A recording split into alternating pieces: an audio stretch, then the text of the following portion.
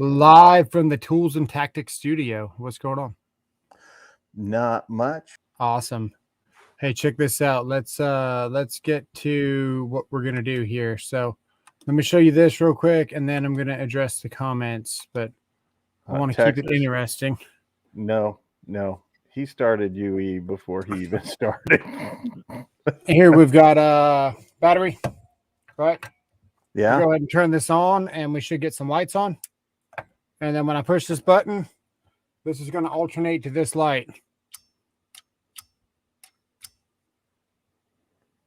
All right, I'm going to show you how to do that. I'm going to show you how to wire these. I'm going to show you how to diagnose them, how to troubleshoot them, all that stuff. So before we do that, Mr. Wilson, we've got to yeah. We got to switch back cameras. Here we've actually got the numbers on there because we're on the normally closed side. So 87A, the hot is connected to this light here. So it's normally closed. And when we push this button here, we energize the coil, which throws the switch to the 87 side. It's normally open. And now we're going to switch to, if I can find the light, here it is here. Normally closed.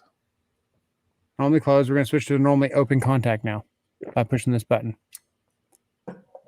And then, so that's why these are able to flip like this, because you are just alternating. You're making this switch flip based on the state of this coil, whether it's on or off.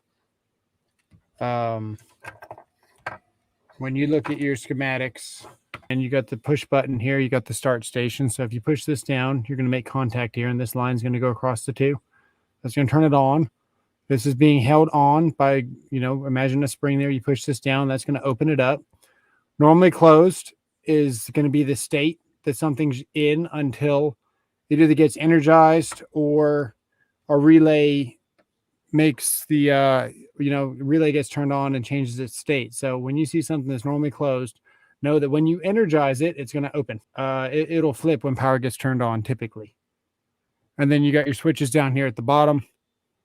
They look very similar to a single pole switch right here.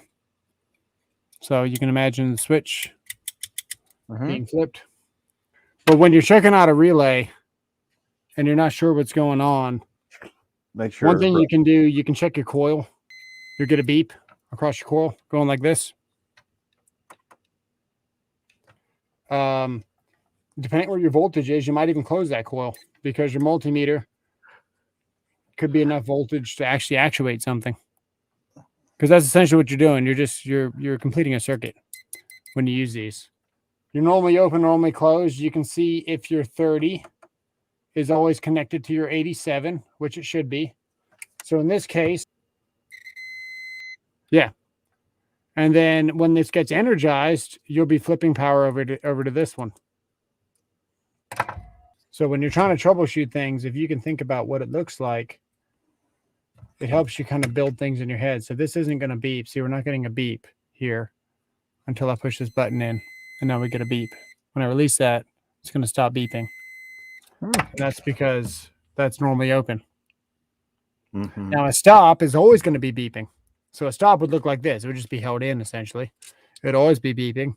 And when you got to pull it out, because typically a stop is like something you'd see on a scissor lift where you got an emergency stop or something like that, where that button is physically poking out.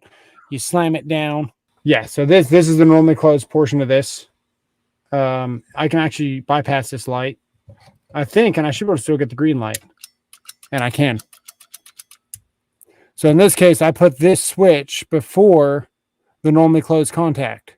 That way I can control whether or not I want this light to be on, but I still have power going to the normally open contact to where when I energize the relay here, we push this button and we get power on our green light. But if I want, I can send power to the normally closed contact by throwing that switch.